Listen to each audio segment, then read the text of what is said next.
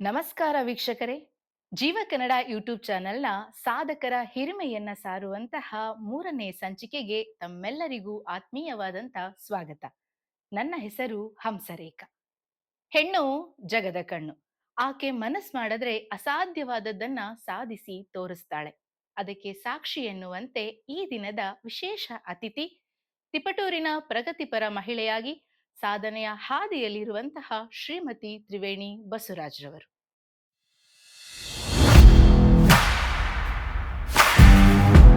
ನಮಸ್ಕಾರ ಅಮ್ಮ. ಕಾರ್ಯಕ್ರಮಕ್ಕೆ ಆತ್ಮೀಯವಾದ ಸ್ವಾಗತ. ನಮಸ್ತೆ. ಅಮ್ಮ, ನಿಮ್ಮ ಪರಿಚಯವನ್ನ ನಮ್ಮ ವೀಕ್ಷಕರಿಗೆ ಮಾಡ್ಕೊಡೋದಾದ್ರೆ? ನನ್ನ ಹೆಸರು ತ್ರಿವೇಣಿ ಬಸವರಾಜ್ ಅಂತ.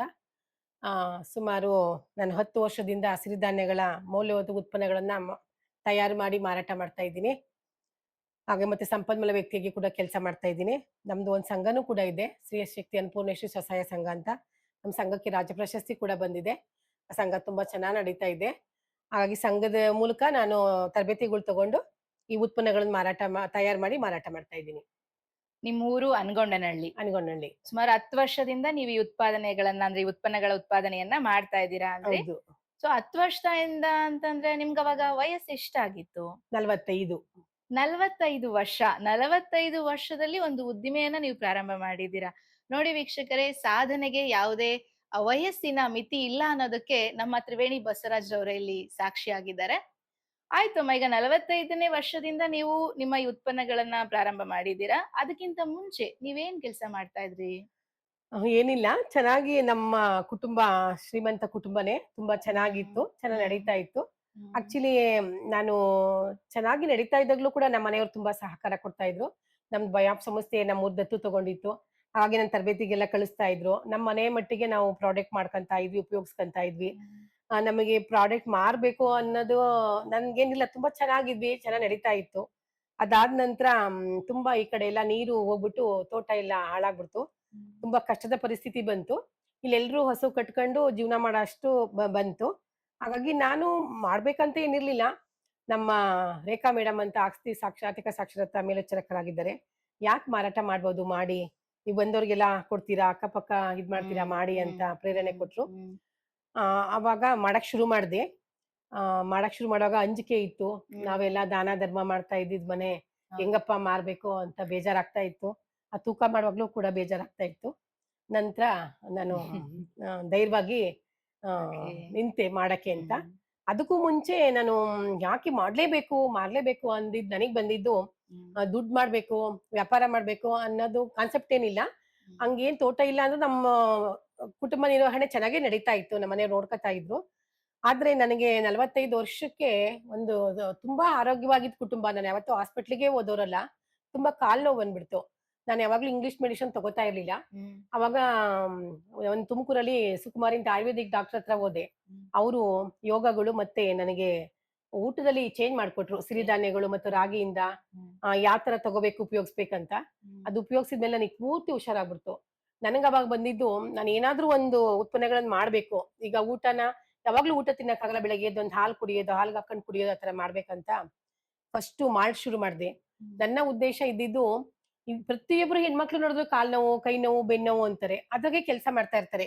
ಯಾಕೆ ನಾನು ಕುಡ್ದು ನನ್ನ ಕುಟುಂಬ ಅಕ್ಕಪಕ್ಕ ಕೊಡ್ತಾ ಇದ್ದೆ, ನಮ್ಮ ಫ್ರೆಂಡ್‌ಶಿಪ್ ಅಲ್ಲಿ ಕೊಡ್ತಾ ಇದ್ದೆ. ಹ್ಮ್. ಮಾಲ್ಟ್ ಅಂತ ಫಸ್ಟ್ ಶುರು ಮಾಡ್ದೆ. ಹ್ಮ್. ಹಾಗಾಗಿ ಯಾಕೆ ಇದನ್ನ ಮಾಡ್ಬಾರ್ದಂತ ಫಸ್ಟ್ ಸಿರಿಧಾನ್ಯಗಳ ಮಾಲ್ಟ್ ಶುರು ಮಾಡ್ದೆ. ಅದು ಕುಡ್ದ್ಮೇಲೆ ಪೂರ್ತಿ 100% ಸಕ್ಸಸ್ ಆಯ್ತು.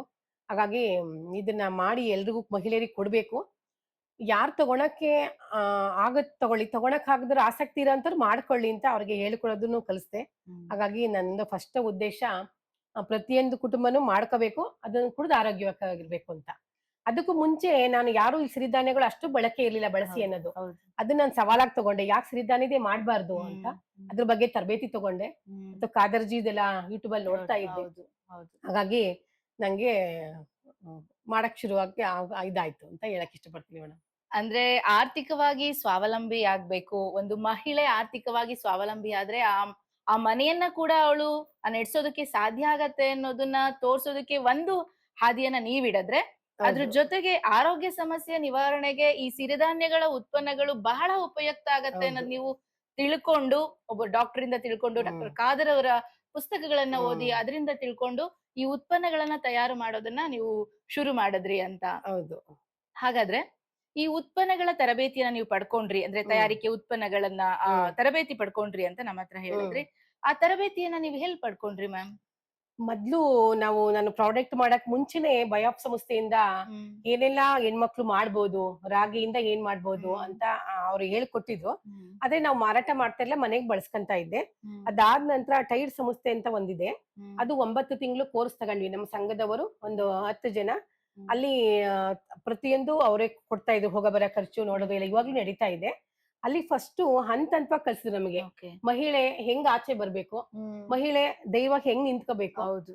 ಹೆಂಗ್ ಮಾತಾಡ್ಬೇಕು, ಅದನ್ನೆಲ್ಲ ಕಲ್ಸ್ಕೊಟ್ರು ನಮಗೆ. ಹ್ಮ್. ಹಾಗಾಗಿ ಅದಾದ ನಂತರ ಪ್ರಾಡಕ್ಟ್ ಉತ್ಪಾದನೆ ಮಾಡೋದು ಹೇಗೆ, ಮಾರಾಟ ಮಾಡೋದು ಹೆಂಗೆ, ಎಷ್ಟು ಧೈರ್ಯವಾಗಿ ಎದುರಿಸ್ಬೇಕು, ಹೆಂಗೆ ಮನೆಯವ್ರನ್ನ ಒಪ್ಪಿಸ್ಬೇಕು, ಪ್ರತಿಯೊಂದ್ರ ಬಗ್ಗೆನೂ ತರಬೇತಿ ತಗೊಂಡ್ವಿ. 3 ತಿಂಗಳಿಗೆ 3 ದಿವಸ, 5 ದಿವಸ, 9 ತಿಂಗಳು ತರಬೇತಿ ತಗೊಂಡೆ. ಹ್ಮ್. ನಾಯಕತ್ವದ ಗುಣ ಅಲ್ಲಿ ನನಗೆ ಆಕ್ಚುಲಿ ಎಸ್. ಬಂತು. ಹಾ. ಆಕ್ಚುಲಿ ನಮ್ಮಲ್ಲಿ ಇತ್ತು. ಆದ್ರೆ ಆಚೆ ಬರ್ಬೇಕಲ್ಲ, ಆಚೆ ಒಬ್ರು ಬರ್ಬೇಕಿತ್ತು. ಯಾರಾದ್ರೂ ತರ್ಬೇಕಲ್ಲ. ಹೌದು, ಹೌದು. ಹಾಗಾಗಿ ಅಲ್ಲಿ ನಾನು ತರಬೇತಿ ತಗೊಂಡ್ಮೇಲೆ ಟೈಡ್ ಕ್ವೀನ್ ಅಂತ ಒಂದು ಅವಾರ್ಡ್ ಕೊಟ್ರು. ಓಕೆ. ಒಂದು ಹ್ಮ್. ಟೈಡ್ ಕ್ವೀನ್ ಅಂತ. ಹ್ಮ್. ನಂಗೆ ಅವಾಗ ತುಂಬಾ ಖುಷಿ ಆಯ್ತು. ಹ್ಮ್. ಯಾಕೆಂದ್ರೆ ಎಷ್ಟೇ ಮಹಿಳೆ ಮನೇಲಿ ಕೆಲಸ ಮಾಡಿದ್ರು ಯಾರು ರಾಣಿ ಅಂತ ಖಂಡಿತ. ಗುರ್ತಿಸಲ್ಲ. ಪ್ರೀತಿ ಮಾಡ್ತಾರೆ, ಗೌರವ ಕೊಡ್ತಾರೆ. ನಮ್ಗೆ ಟೈಡ್ ಕ್ವೀನ್ ಅಂತ ನಮ್ಮ ಎಲ್ಲಾ ಮಹಿಳೆಯರಿಗೆ ನಮ್ಮ ಸಂಘದವ್ರಿಗೆ ಕೊಟ್ರು. ನಂಗೆ ಖುಷಿ ಆಯ್ತು. ನಾವ್ ಅಲ್ಲಿ ತರಬೇತಿಗೆ ಹೋಗೋವಾಗ್ಲೇ ನಾನು ಪ್ರಾಡಕ್ಟ್ ಮಾಡಕ್ ಶುರು ಮಾಡ್ಕೊಂಡ್ಬಿಟ್ಟೆ. ಹ್ಮ್. ಅಲ್ಲಿ ನಾನು ಎರಡೂ ಆಗ್ತಾ ಇತ್ತು. ತರಬೇತಿಗೆ ಹೋಗ್ತಾ ಇದ್ದೆ, ಅಲ್ಲಿ ಪ್ರಾಡಕ್ಟ್ ಕೂಡ ಮಾರಾಟ ಮಾಡ್ತಾ ಇದ್ದೆ. ಹೌದು, ಹೌದು. ಹಾಗಾಗಿ ನಂಗೆ ತುಂಬಾ ಅಲ್ಲಿ ಫಸ್ಟ್ ಟೈಡ್ ಕ್ವೀನ್ ಅಂತ ಅವಾರ್ಡ್ ತಗೊಂಡೆ.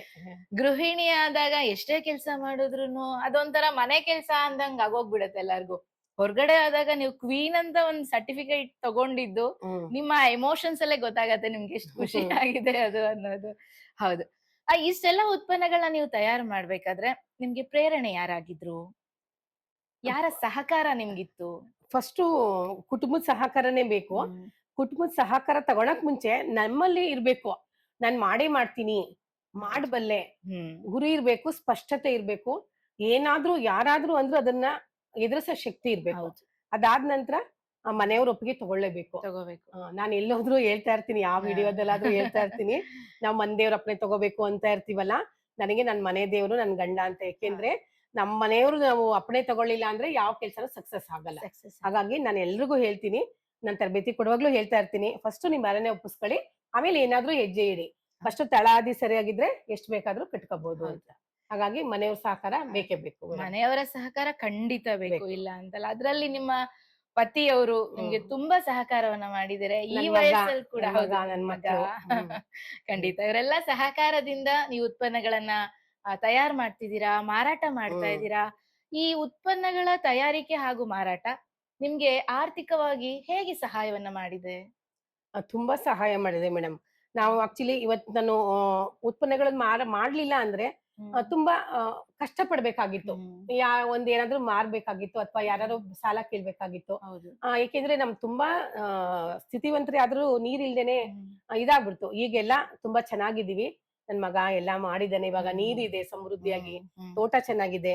ಈಗೇನ್ ಅವಶ್ಯಕತೆ ಇಲ್ಲ ಅಂದ್ರುನು ನನ್ನಂತ ಮಹಿಳೆಯರು ಬೆಳೀಲಿ, ನನ್ನ ಹತ್ರ ಆಗ್ಲಿ ಅನ್ನೋ ಉದ್ದೇಶಕ್ಕೋಸ್ಕರ ಮಾಡ್ತಾ ಇದ್ದೀನಿ. ಹಾಗಾಗಿ ನನಗೆ ತುಂಬಾ ಸಹಾಯ ಆಗಿದೆ. ಮತ್ತೆ ನಾನು ಇದಕ್ ಮುಂಚೆ ನಮ್ಮ ಮನೆಯವ್ರಿಗೆ ಯಾವಾಗ್ಲೂ ಹೇಳ್ತಾ ಇದ್ದೆ, ಪ್ರಾಡಕ್ಟ್ ಉದ್ದಿಮೆ ಮಾಡಕ್ ಮುಂಚೆ ನಮ್ಮ ವಯಸ್ಸಾದ ಕಾಲದಲ್ಲಿ ನೀವು ದುಡ್ಡಿಡಿ, ನಮ್ಮ ಮನೆ ತುಂಬಾ ಧರ್ಮ ಜಾಸ್ತಿ. ಹಾಗಾಗಿ ಅಂಗಡಿ ಇತ್ತು. ದುಡ್ಡಿಡಿ, ನಾವು ವಯಸ್ಸಾದ ಕಾಲದಲ್ಲಿ ಬೇಕಲ್ಲ ಅಂತ. ಇವಾಗ ನಾನು ಏನ್ ಹೇಳಲ್ಲ, ನೀವ್ ನನ್ ಜೊತೆ ಇರಿ, ನಾನ್ ದುಡ್ಡು ಸಾಕ್ತೀನಿ ಅನ್ನಷ್ಟು ಧೈರ್ಯ ಬಂದಿದೆ. ಸ್ವಾವಲಂಬಿಯ ಬದುಕಬಹುದು ಮಹಿಳೆನೂ ಕೂಡ. ಮತ್ತೆ ಕುಟುಂಬಕ್ಕೆ ನಾವು ನೆರವು ಆಗ್ಬೇಕು. ಅಡಿಗೆ ಮನೆನೇ ಸೀಮಿತ ಅಲ್ಲ ಅನ್ನೋದೊಂದು, ಅಡಿಗೆ ಮಾಡ್ಕೊಂಡೇ ಪ್ರಾಡಕ್ಟ್ ಮಾಡ್ಬೇಕಂತ ಹೇಳ್ತೀನಿ. ಇದೊಂದೇನೆ ಮಾಡ್ಕೊಂಡು ಹೋಗೋದಲ್ಲ. ಹಾಗಾಗಿ ನಾನು ಫಸ್ಟ್ ಆದ್ಯತೆ ಕೊಡೋದು ಮನೆ, ಕುಟುಂಬ, ಆಮೇಲೆ ಪ್ರಾಡಕ್ಟ್. ಹಾಗಾಗಿ ನನ್ಗೆ ತುಂಬಾ ಅನುಕೂಲ ಆಗಿದೆ ಮೇಡಮ್, ತುಂಬಾ ಅನುಕೂಲ ಆಗಿದೆ. ಹೆಣ್ಣು ಸ್ವಾವಲಂಬಿ ಆಗ್ಬೇಕು. ಖಂಡಿತ ಹೌದು. ಹೆಣ್ಣು ಸ್ವಾವಲಂಬಿ ಆಗಿಲ್ಲ ಅಂತಂದ್ರೆ ಸಮಾಜದಲ್ಲಿ ಆಕೆ ಎದುರಿಸಬೇಕಾದ ಹಲವಾರು ಸಮಸ್ಯೆಗಳನ್ನ ನಾವು ನೋಡ್ತಾ ಇದೀವಿ. ಆದ್ರೂ ಸಮಸ್ಯೆಗಳಿದ್ದಾಗ್ಯೂ ಸಮಸ್ಯೆಗಳನ್ನ ಎದುರಿಸಿ ನೀವು ಸ್ವಾವಲಂಬಿಯಾಗಿ ಇವತ್ತು ನಮ್ಮ ಯೂಟ್ಯೂಬ್ ಚಾನೆಲ್ ಮುಖಾಂತರ ಎಷ್ಟೋ ಮಹಿಳೆಯರಿಗೆ ನೀವು ಪ್ರೇರಣೆ ಆಗಿದ್ದೀರಾ ಅಮ್ಮ. ಖಂಡಿತ ನೀವು ತಯಾರು ಮಾಡುವಂತ ಈ ಉತ್ಪನ್ನಗಳ ಮಾರುಕಟ್ಟೆ ವ್ಯಾಲ್ಯೂ ಅಥವಾ ನೀವು ಮಾರ್ಕೆಟ್ ಪ್ಲೇಸ್ ಗಳಿಗೆ ಹೇಗೆ ಅದನ್ನ ಡಿಸ್ಟ್ರಿಬ್ಯೂಟ್ ಮಾಡ್ತೀರಾ? ನಾನ್ ಕೇಳ್ಪಟ್ಟಿದ್ದೀನಿ ನಿಮ್ಮ ಪ್ರಾಡಕ್ಟ್ಸ್ ಅಂತಾರಾಷ್ಟ್ರೀಯ ಮಟ್ಟಕ್ಕೆ ಅಂದ್ರೆ ಫಾರಿನ್ ಗೆ ಕೂಡ ನೀವು ಕಳ್ಸಿದೀರಾ ಅಂತ. ಸೊ ಅದೆಲ್ಲ ಹೇಗ್ ಸಾಧ್ಯ? ಇಲ್ಲ, ನಾನು ಫಸ್ಟು ಪ್ರಾಡಕ್ಟ್ ನಾವು ಮಾಡಕ್ ಶುರು ಮಾಡಕ್ ಮುಂಚೆ ಒಂದ್ ತರಬೇತಿಗಳು ನಮ್ಗೆ ಕೃಷಿ ವಿಜ್ಞಾನ ಕೇಂದ್ರ ನಮ್ಗೆ ಎಲ್ರಿಗೂನು ಎಲ್ಲಾ GKVK. ಎಲ್ಲಾ ಜಿಲ್ಲೆಯಲ್ಲೂ ಒಂದು ಕೃಷಿ ವಿಜ್ಞಾನ ಕೇಂದ್ರ ಇರುತ್ತೆ. ಅವರು ನಮ್ಮಂತ ಆಸಕ್ತ ಕುಟುಂಬ ಮಹಿಳೆಯರಿಗೆ ತರಬೇತಿ ಕೊಡ್ತಾರೆ. ಯಾರು ಆಸಕ್ತ ಇರುತ್ತೋ ಅವರು ನಮ್ಮ ಸಂಘನ ಗುರುತಿಸಿದ್ರು. ನಮಗೆ ಊರಿಗೆ ಬಂದು ತರಬೇತಿ ಕೊಡ್ತಾ ಇದ್ರು. ನಾವು ಪ್ರತಿಯೊಂದನ್ನು ಅಲ್ಲಿ ಕಲ್ತಿದ್ವಿ. ಸ್ವಚ್ಛತೆಯಿಂದ ಹಿಡಿದು ಪ್ರಾಡಕ್ಟ್ ಹೇಗ್ ಮಾಡ್ಬೇಕು, ಅದು ಹೆಂಗೆ ಇರ್ಬೇಕು, ಅದ್ ಪ್ರಮಾಣ ಎಷ್ಟ್ ಹಾಕ್ಬೇಕು ಅನ್ನೋದನ್ನ ಕಲ್ತಿದ್ದೆ.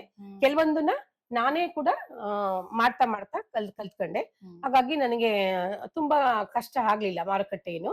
ಹಾಗಾಗಿ ಆದ್ರೆ ನಾವು ಯಾವ್ದೇ ಉತ್ಪನ್ನಗಳನ್ನು ಮಾಡ್ಲಿ, ಅದನ್ನ ಮಾರಾಟ ಮಾಡಕ್ ಮುಂಚೆ ಫಸ್ಟ್ ಸ್ವಚ್ಛತೆ ಅಂತ ಆದ್ಯತೆ ಹೌದು, ಕೊಡ್ಬೇಕು. ಹೌದು. ಅದು ಮತ್ತೆ ಅದು ಶುಚಿಯಾಗಿರ್ಬೇಕು. ಶುಚಿಯಾಗಿರ್ಬೇಕು.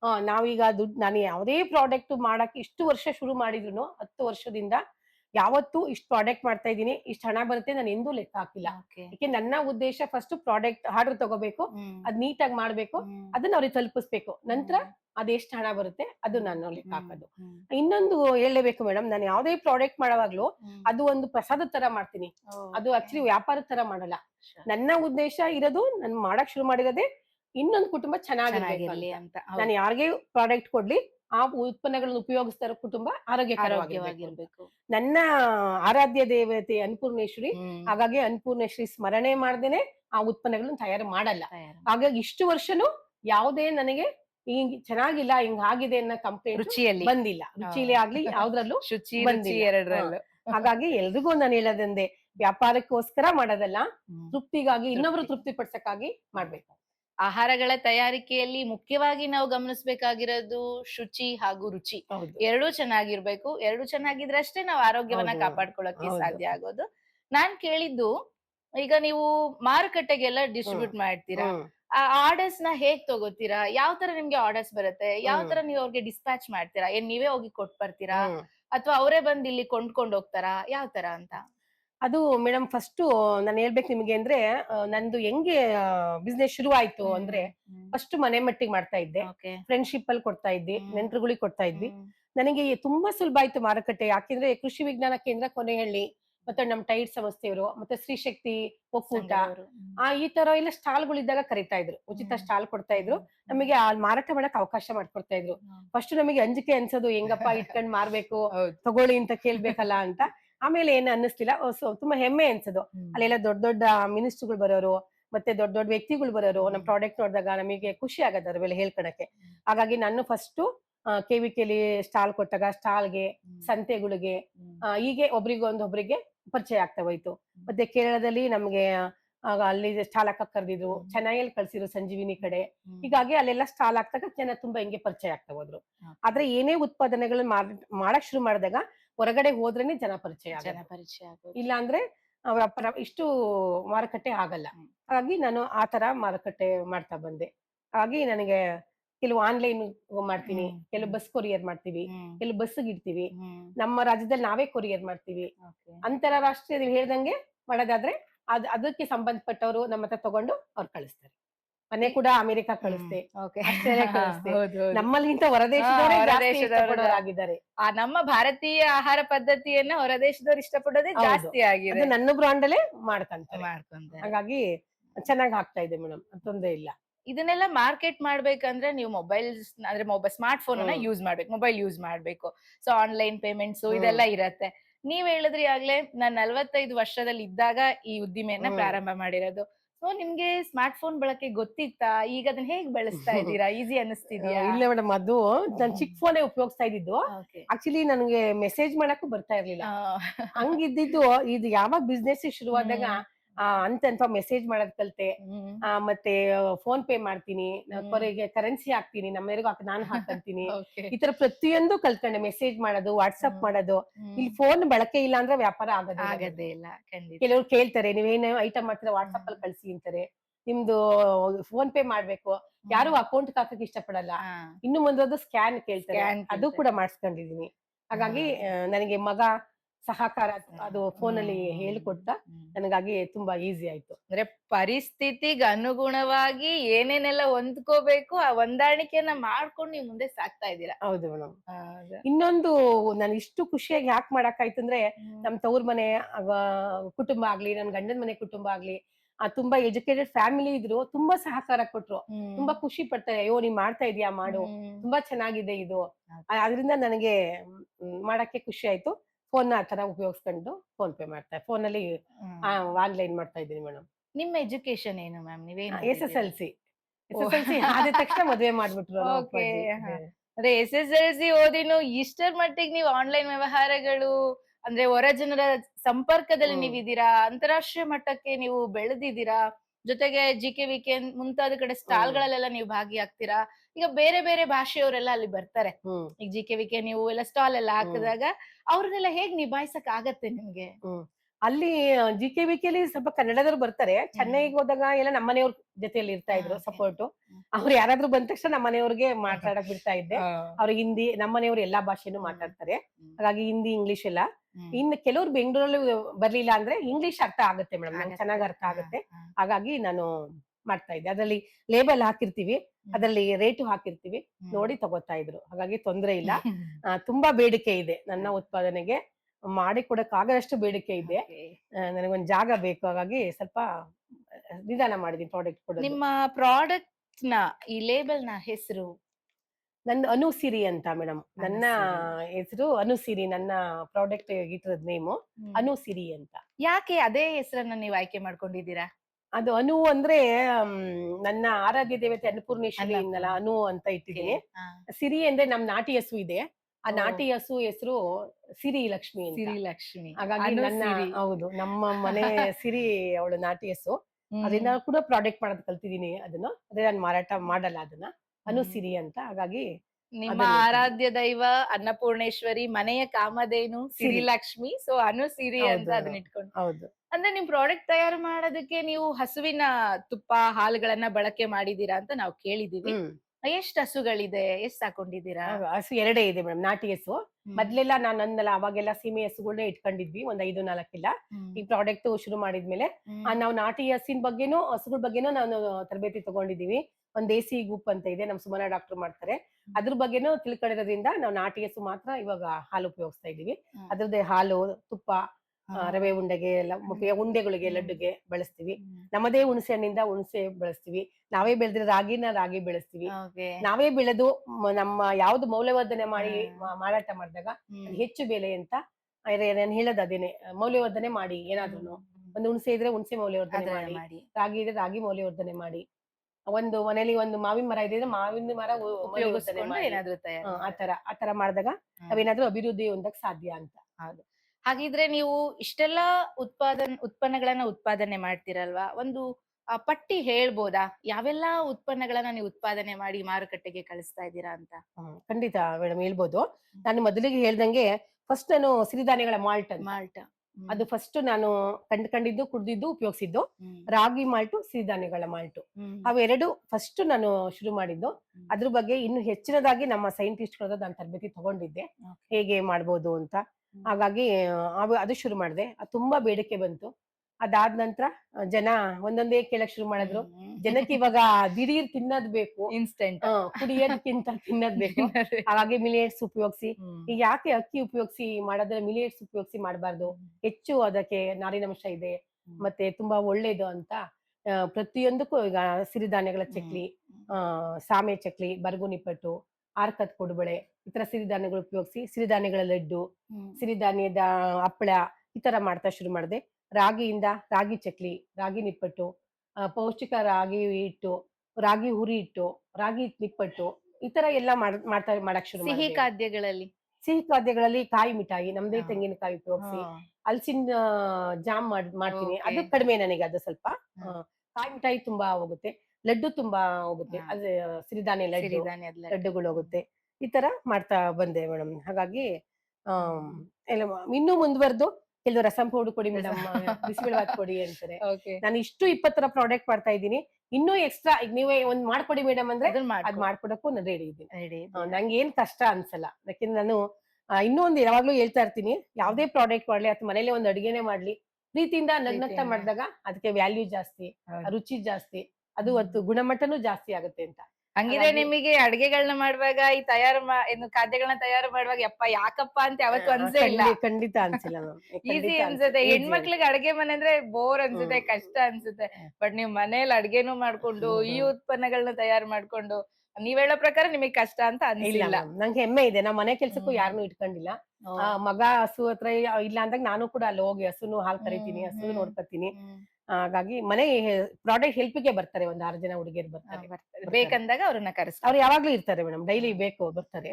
ಅವ್ರಿಗೆ ಹ್ಮ್. ದಿನಗೂಲಿ ತರ ಹಾ, ಕೊಡ್ತೀರಾ ನೀವು? ಕೆಲವ್ರು ಆ ತರ, ಕೆಲವ್ರು ಗಂಟೆ ಲೆಕ್ಕದಲ್ಲಿ ಹ್ಮ್. ಆ ತರ ಎಲ್ಲ ಬರ್ತಾರೆ, ಮಾಡ್ಕೊಳ್ತಾರೆ. ಅಂದ್ರೆ ಅವ್ರ ಪ್ರತಿದಿನ ಕುಟುಂಬನೂ ಕೂಡ ಚೆನ್ನಾಗ್ ನಡೆಯೋಂಗೆ ಹಾ. ಅವ್ರಿಗೂ ನಾನ್ ಪ್ರಾಡಕ್ಟ್ ಕಲಿಸ್ಕೊಟ್ಟು, ಹ್ಮ್. ಅವ್ರ ಕಡೆಯಿಂದಾನು ತಗೊಂಡು ಮಾರಾಟನೂ ಕೂಡ ಹ್ಮ್. ಮಾಡ್ತೀನಿ. ಆ ತರನೂ ಇದೆ.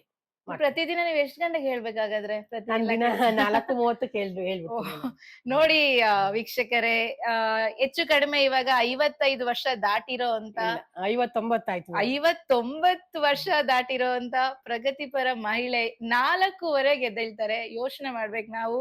ನಾವು ಆಗಲ್ಲ, ನಮ್ ಕೈಯಲ್ಲಿ ಮಾಡಕ್ಕೆ ಆಗಲ್ಲ, ನನ್ಗಿದೆಲ್ಲ ಕಷ್ಟ ಅನ್ನೋ ಎಷ್ಟೋ ಮಹಿಳೆಯರು ಹ್ಮ್. ಸೋಮಾರಿತನದಲ್ಲಿ ದಿನಗಳನ್ನ ಕಳೀತಾ ಹೌದು ಇದ್ದಾರೆ. ಮೇಡಮ್. ಅವ್ರಿಗೆಲ್ಲ ನಿಮ್ಮ ಅನಿಸಿಕೆಗಳು, ಸಲಹೆ, ಮಾರ್ಗದರ್ಶನ ಏನ್ ಕೊಡ್ಬೋದು ಅಮ್ಮ ನೀವು?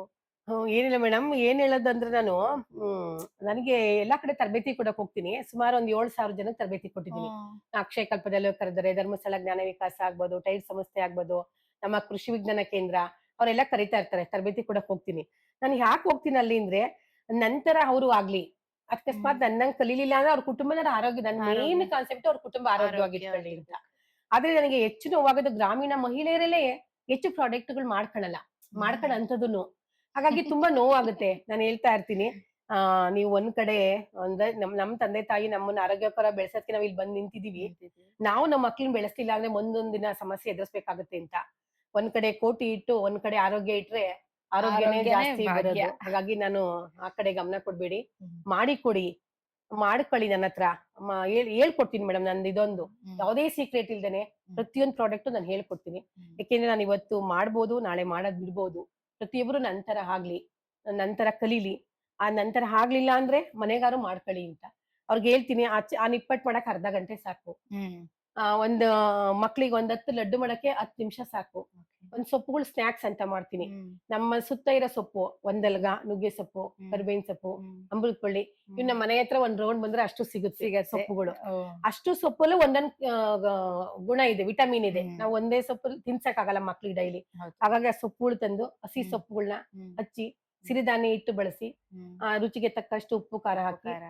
ಅದು ಬೇಕಾದ ಆಕಾರದಲ್ಲಿ ಮಕ್ಳಿಗೆ ಕಟ್ ಮಾಡಿ ಕರ್ದು ಇಟ್ರೆ, ಮತ್ತ್ ಸಂಜೆ ಒಂದ್ ಲಡ್ಡು ತಂದಿಟ್ರೆ ಮಕ್ಳು ಸ್ನಾಕ್ಸ್ ತಿಂತವೆ, ಲಡ್ಡು ತಿಂತವೆ. ಹೌದು. ಆದ್ರೆ ಮಹಿಳೆಯರು ಹೇಳ್ತಾರೆ, ಮೇಡಮ್ ನಮ್ ಮಕ್ಳೇ ತಿನ್ನಲ್ಲ. ತಿನ್ನಲ್ಲ. ನಾವ್ ಮಾಡಿ ಕೊಟ್ರಲ್ವಾ ತಿನ್ನೋದು. ಹಾಗಾಗಿ ಹೌದು, ನಾನು ಹೇಳ್ತೀನಿ ಅವ್ರಿಗೆ, ರುಚಿಯಾಗಿರ್ಬೇಕಲ್ಲ. ನೀವ್ ಮಾಡಿ ಕೊಡಿ. ಮಾಲ್ಟ್, ಹಾರ್ಲಿಕ್ಸ್, ಬೋರ್ನ್‌ವಿಟಾ ಬೇರೆ ಬೇರೆ ತರದವ್ ತರ್ತೀರಿ. ಅದ್ ಯಾವಾಗ್ಲೂ ಪ್ಯಾಕ್ ಮಾಡಿರ್ತಾರೆ. ನಮ್ದು ಯಾವ್ದೇ ಪ್ರಿಸರ್ವೇಟಿವ್ ಬಳಸಲ್ಲ ನಮ್ಮ ಉತ್ಪನ್ನಗಳಲ್ಲಿ. ಆತರ ನೀವು ಮಾಡಿ ಕಳಿ. ಮಾಡ್ಕೊಳಕ್ ಆಗ್ಲಿಲ್ಲ ಅಂದ್ರೆ ನಮ್ಮಂತರ ಮಾಡೋರ್ ಹತ್ರ ತಗೊಂಡು ತಗೊಂಡ್ ಕೊಡಿ. ಕುಡೀರಿ, ಬಳಸಿ ಅಂತ ಅವ್ರಿಗೆ ಹೇಳಕ್ ಇಷ್ಟಪಡ್ತೀನಿ. ಅವ್ರು ನನ್ ಬೇಕ್ರಿ ತಂದ್ ತಿನ್ಬೇಡಿ, ಹೌದು. ಬೇಕ್ರಿದು ಹ್ಮ್. ಅಂತ ನಾನು ಅವ್ರ ಕಳಕಳಿಲಿ ಕೇಳ್ಕೊಂತೀನಿ. ಅಂದ್ರೆ ಅದೊಂದು. ಪ್ರತಿ ಹೆಣ್ಣು ಮಕ್ಕಳಿಗೆ ನೀವ್ ಹೇಳಕ್ ಹೊರಟಿರೋದು ಏನಂತಂದ್ರೆ, ಎಲ್ಲರೂ ಸ್ವಾವಲಂಬಿ ಆಗಿ, ಹ್ಮ್. ಆರ್ಥಿಕವಾಗಿಯೂ ಸ್ವಾವಲಂಬಿ ಹ್ಮ್. ಆಗಿ. ಅಕಸ್ಮಾತ್ ನಿಮಗೆ ಯಾರಿಗೂ ಈ ಪ್ರಾಡಕ್ಟ್ ಗಳನ್ನ ತಯಾರು ಮಾಡಿ ಕೊಡಕ್ಕಾಗಿಲ್ಲ ಹ್ಮ್. ಅಂದ್ರೆ, ಕೊನೆ ಪಕ್ಷ ನಿಮ್ ಮನೆಯಲ್ಲಿರುವಂತ ವಸ್ತುಗಳನ್ನ ಬಳಸ್ಕೊಂಡು ನಿಮ್ ಮನೆಯವ್ರ ಆರೋಗ್ಯ ಹ್ಮ್. ಕಾಪಾಡ್ಕೊಳಕ್ಕಾದ್ರೂ ನೀವು ಉತ್ಪನ್ನಗಳನ್ನ ತಯಾರಿಕೆ ಖಂಡಿತ ಮಾಡ್ಕೊಳ್ಳಿ ಮೇಡಮ್. ಅಂತ. ಖಂಡಿತ. ಹೌದು. ಎಲ್ಲೋ ಕೊಂಡು ತಿನ್ನೋದಕ್ಕಿಂತ ಸಮಯ ಸಿಕ್ಕಾಗ, ಸಮಯನೇ ಇಲ್ಲ ಅಂತ ಅನ್ನೋಂತ ಹ್ಮ್. ವ್ಯಕ್ತಿಗಳು ನಾವ್ ಇರ್ತೀವಿ. ಇಲ್ಲ, ಸಮಯ ಇರತ್ತೆ. ನೀವ್ ಹೇಳ್ದಂಗ್ 4:30ಗೆ ನಾವ್ ಹ್ಮ್. ಎದ್ದೇಳ್ಬೇಕಷ್ಟೇ ಹ್ಮ್. ಪ್ರಾಬ್ಲಮ್ ಹೌದು ಇರೋಂತದ್ದು. ಮೇಡಮ್. ಎದ್ದು ನಮ್ಮ ಆರೋಗ್ಯ ಕಾಪಾಡ್ಕೊಳ್ಳೋಂತ, ಅದ್ರಲ್ಲೂ ಸಿರಿಧಾನ್ಯಗಳಿಂದ ಕೂಡಿರೋಂತ ಇಷ್ಟೊಂದು ಒಳ್ಳೆ ಪ್ರಾಡಕ್ಟ್ ಗಳನ್ನ ಹ್ಮ್. ತಯಾರು ಮಾಡ್ಕೊಳ್ಳಿ, ಅಥವಾ ಮಾಡಿರೋರ್ ಹತ್ರ ಕೊಂಡು ನೀವು ಹ್ಮ್. ತಗೊಳ್ಳಿ ಅಂತ ನಿಮ್ಮ ಸಲಹೆಯನ್ನ ಅವ್ರಿಗೆ ಸಲಹೆ ಮೇಡಮ್. ಕೊಡ್ತಾ ಇದ್ದೀರಾ. ಇನ್ನೂ ಒಂದು ಸಲಹೆ ಹೇಳ್ಬೇಕಂದ್ರೆ, ನಾವು ಇಷ್ಟು ಪ್ರಾಡಕ್ಟ್ ಮಾಡ್ತಾ ಇದ್ದೀನಿ, ಮಾರಾಟ ಹ್ಮ್. ಮಾಡ್ತಾ ಇದ್ದೀನಿ, ನಾನು ಹಣ ಗಳಿಸ್ತಾ ಇದ್ದೀನಿ ಅನ್ನೋದಕ್ಕಿಂತ ನಮ್ಗೆ ಇವಾಗ್ಲೇ ಜಾಸ್ತಿ ಜವಾಬ್ದಾರಿ ಜಾಸ್ತಿ ಆಗಿರುತ್ತೆ. ಹೌದು. ಮನೇಲಿ ತುಂಬಾ ಸೂಕ್ಷ್ಮವಾಗಿ ನಾವ್ ಇರ್ಬೇಕಾಗುತ್ತೆ. ಇದನ್ನ ಮಾಡಕ್ ಮುಂಚೆ ಇನ್ನೂ ಹೆಚ್ಚು ಕೆಲಸ ಮಾಡ್ಬೇಕಾಗುತ್ತೆ. ಹೌದು. ನಾವು ಪ್ರಾಡಕ್ಟ್ ಮಾಡಕ್ ಮುಂಚೆ ಕೆಲಸ ಮಾಡಕ್ಕಿಂತ ಹ್ಮ್. ಇವಾಗ ಹೆಚ್ಚು ಕೆಲಸ ಮಾಡ್ಬೇಕಾಗುತ್ತೆ. ಹೆಚ್ಚು ಜವಾಬ್ದಾರಿ ಇರುತ್ತೆ. ಜವಾಬ್ದಾರಿ ಇರುತ್ತೆ. ಅವ್ರ ಬಗ್ಗೆನೂ ನೋಡ್ಕೋಬೇಕಾಗತ್ತೆ. ಅವ್ರ ಬಗ್ಗೆನೂ ಗಮನಿಸ್ಬೇಕಾಗತ್ತೆ. ಅವನ್ನೆಲ್ಲ ಇಟ್ಕೊಂಡೇ ಮಾಡ್ಬೇಕು. ನಾನ್ ವ್ಯಾಪಾರ ದೃಷ್ಟಿಲೇ ಹೋಯ್ತಂದ್ರೆ ಸಕ್ಸಸ್ ಆಗಲ್ಲ. ಸಕ್ಸಸ್ ಆಗ. ಅದೊಂದು ಹೇಳಕ್ ಗಮನಿಸ್ಬೇಕು. ಇಷ್ಟಪಡ್ತೀನಿ ಮಹಿಳೆಯರಿಗೆ. ನಾನ್ ದುಡಿತಾ ಇದ್ದೀನಿ, ನಾನ್ ಹ್ಮ್. ಪ್ರಾಡಕ್ಟ್ ಮಾಡ್ತಾ ಇದ್ದೀನಿ ಅಂತ ಹ್ಮ್. ಬಿಟ್ಟು ಹೋಗೋದಲ್ಲ. ಇದ್ದು ಮಾಡ್ಬೇಕು ಅಂತ. ಮಾಡ್ಕೋಬೇಕು. ಸ್ವಾವಲಂಬಿ ಆಗುವಂತ ಎಷ್ಟೋ ಹೆಣ್ಣು ಮಕ್ಕಳಿಗೆ ನೀವು ತರಬೇತಿ ನೀಡಿದೀರಾ ಅಂತ ಹೇಳಿದ್ರಿ. ಹ್ಮ್. ನಿಮ್ಮಿಂದ ತರಬೇತಿ ತಗೊಂಡಿರೋಂತ ಯಾವ್ದಾದ್ರು ಹೆಣ್ಮಕ್ಳು ನಿಮ್ಮಂತೆ ಬೆಳ್ದಿದಾರಾ ಅಮ್ಮ? ಖಂಡಿತ ಮೇಡಮ್. ನಂದು ಒಂದು ಬದುಕಿನ ಬುತ್ತಿ ಒಂದು ಯೂಟ್ಯೂಬ್ ಚಾನಲ್ ನಾನು ಕೃಷಿ ವಿಜ್ಞಾನ ಕೇಂದ್ರ GKVK ಪ್ರತಿ ವರ್ಷ ಸ್ಟಾಲ್ ಆಗ್ತಾ ಇರ್ತೀನಿ. ಹ್ಮ್. ಅಲ್ಲೊಂದ್ ಚಾನಲ್ ಮಾಡಿದ್ರು. ಅವರೇ ಹ್ಮ್. ಬಂದು ಇಂಟರ್ವ್ಯೂ ಮಾಡಿದ್ರು. ಹ್ಮ್. ತುಂಬಾ ಜನ ಫೋನ್ ಮಾಡಿದ್ರು. ಹ್ಮ್. ತುಂಬಾ ಜನ ಕೇಳ್ತಾ ಇದ್ರು. ಅದಕ್ ಮುಂಚೆ ತರಬೇತಿ ಕೊಟ್ಟಿದ್ದೆ. ಹ್ಮ್. ಅದೊಂದು ನೋಡ್ದಾಗ ನಂಗೆ ತುಂಬಾ ಬೇಜಾರಾಗಿದ್ದೇನಂದ್ರೆ, ಎಷ್ಟೋ ಜನ ಸಿಟಿಲಿರೋ ಮಹಿಳೆಯರು ಕೂಡ ಹ್ಮ್. ನಾನು ಪ್ರಾಣ ಕಳ್ಕೋಬೇಕಂತಿದ್ದೆ ಮೇಡಮ್. ನಾನು ಇರ್ಲೇಬಾರ್ದಂತಿದ್ದೆ. ಹ್ಮ್. ನನಗೆ 60 ವರ್ಷ ಆಗಿದೆ, 50 ವರ್ಷ ಆಗಿದೆ. ನಾನೇನಾದ್ರೂ ಮಾಡ್ಬೇಕು. ಹ್ಮ್. ನಿಮ್ ತರ ಆಗ್ಬೇಕು ಅಂತ ತುಂಬಾ ಜನ ಮೆಸೇಜ್ ಮಾಡ್ತಾ ಇದ್ರು. ಹ್ಮ್. ನಂಗೆ ತುಂಬಾ ಬೇಜಾರಾಗ್ತಾ ಇತ್ತು ಅವಾಗ. ನೋಡು ನಮ್ಮದು ಏನೂ ಅಲ್ಲ. ಎಷ್ಟು ಜನ ಕಷ್ಟ ಪಡೋರಿದ್ದಾರೆ, ಹೌದು. ಎಷ್ಟು ಜನ ಮಾಡೋರಿದ್ದಾರೆ ಅಂತ. ಅವ್ರುಗಳಿಗೆಲ್ಲ ನಿಮ್ಮನೆಗೆ ಬರ್ತೀನಿ ಅಂತ. ಹಾಗಾಗಿ ನಮ್ದೇ ಆದ ತರಬೇತಿ ಕೊಡೋ ಜಾಗ ಇಲ್ಲ ಅಂತ ಅವ್ರಿಗೆ ಕೃಷಿ ವಿಜ್ಞಾನ ಕೇಂದ್ರ ತರಬೇತಿ ಅಲ್ಲಿ ಕೊಡಕ್ಕೂ ಕೂಡ ಹೇಳಿದ್ದೆ. ಪ್ರತಿಯೊಬ್ಬರಿಗೂ ನಾನು ಫೋನಲ್ಲಿ ವಾಯ್ಸ್ ಮೆಸೇಜ್ ಅಲ್ಲೂ ಹೇಳ್ಕೊಡ್ತಾ ಇರ್ತೀನಿ. ನೂರಾರು ಜನಕ್ಕೆ. ಹ್ಮ್. ಎಷ್ಟೋ ಜನ ಕಲ್ತಿದ್ದಾರೆ. ಮೊನ್ನೆ ಕೂಡ ಒಬ್ರು ಮೆಸೇಜ್ ಮಾಡಿ ಅವರಲ್ಲಿ ಪ್ರಾಡಕ್ಟ್ ಮಾಡ್ತಾ ಇದ್ದಾರೆ.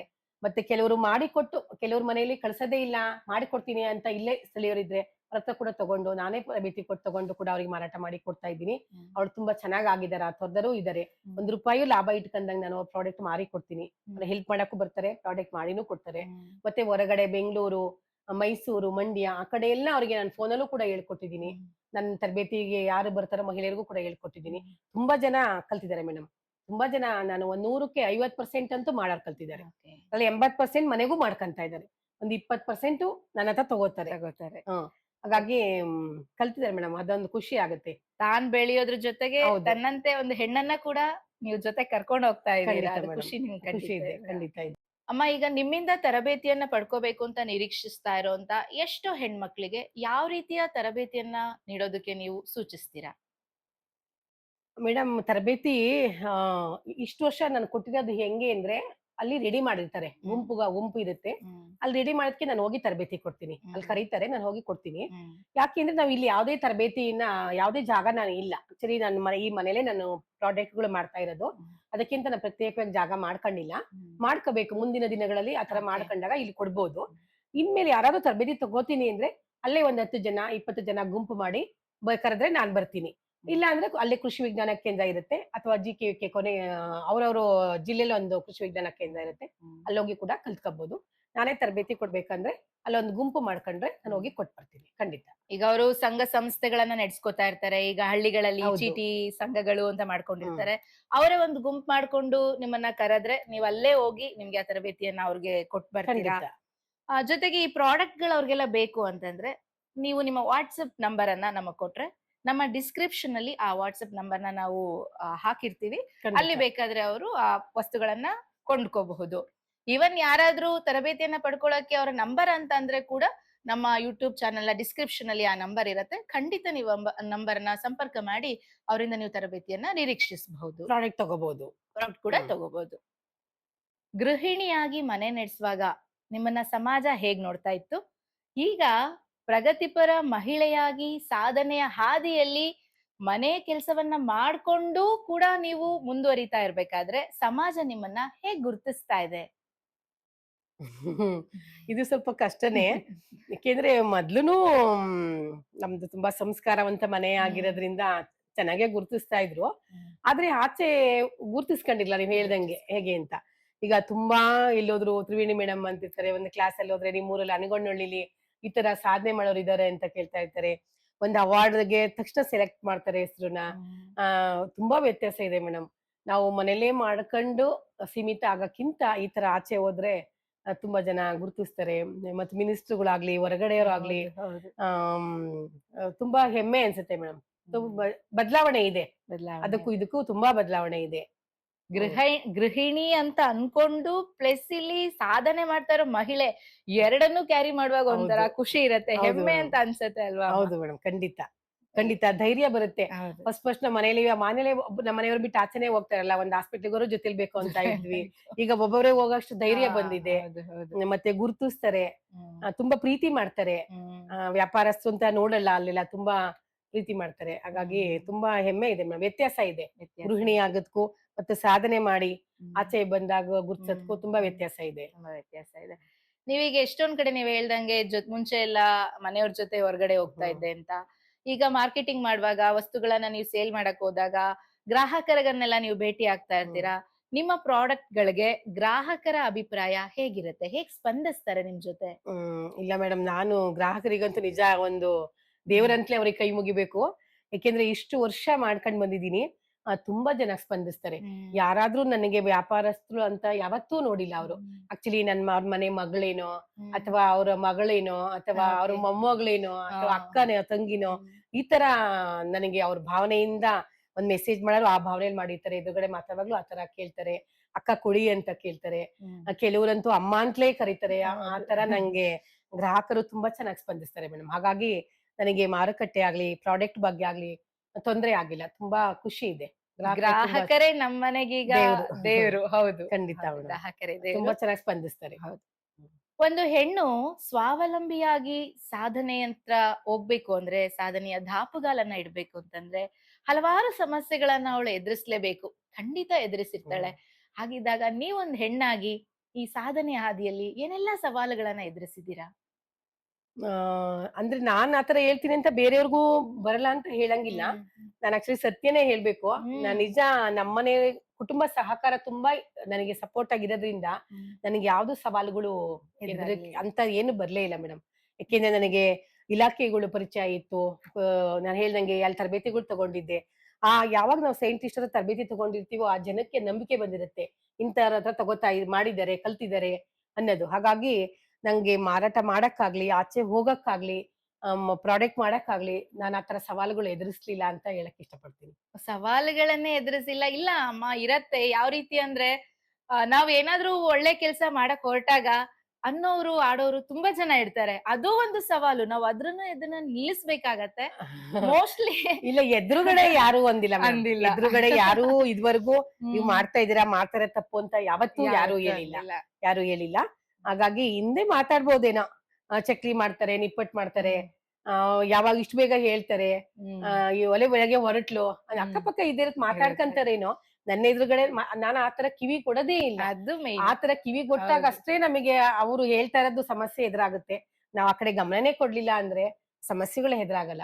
ಅಕಸ್ಮಾತ್ ಅವ್ರು ಆ ತರ ಹೇಳಿದ್ರುನು ನಾನ್ ಪಾಸಿಟಿವ್ ಆಗಿ ಪಾಸಿಟಿವ್ ತಗೋತೀನಿ. ಆಗಿ ತಗೋಬೇಕು. ಹಾಗಾಗಿ ಅದು ನನಗೆ ತೊಂದ್ರೆ ಹೌದು. ಇಲ್ಲ. ಆ ತರ ಎದುರಿಸ್ದಾಗ. ಇರ್ಬೇಕಾಗಿರೋದು ನಮ್ಮಲ್ಲಿ ಅದೇ ಪಾಸಿಟಿವ್ನೆಸ್ ಇದ್ದಾಗ ಖಂಡಿತ ಹ್ಮ್. ಎಲ್ಲ ಸಾಧ್ಯ ಆಗತ್ತೆ. ಕೆಲವು ಸಲ ನೀವ್ ಹೇಳ್ದಂಗೆ ನಾನು ಹೋದಾಗ ವ್ಯಾಪಾರನೇ ಒಂದೊಂದ್ಸಲಿ ಆಗಲ್ಲ. ಹ್ಮ್. ವಾಪಸ್ ತರ ಸನ್ನಿವೇಶನೂ ಇರುತ್ತೆ. ಹೌದು. ಅವಾಗ್ಲೂ ನಾನು ಒಂದ್ ಮನಸ್ಥಿತಿ ಕರೆಕ್ಟ್ ಆಗಿರ್ಬೇಕು ಹ್ಮ್. ಮೇಡಮ್. ನೀವ್ ಹೇಳ್ದಂಗೆ ಹ್ಮ್. ಮನಸ್ಥಿತಿ ಕರೆಕ್ಟ್ ಆಗಿದ್ದಾಗ ಸವಾಲುಗಳು ಎದುರಿಸೋದೇನು ಹ್ಮ್. ಕಷ್ಟ ಆಗಲ್ಲ.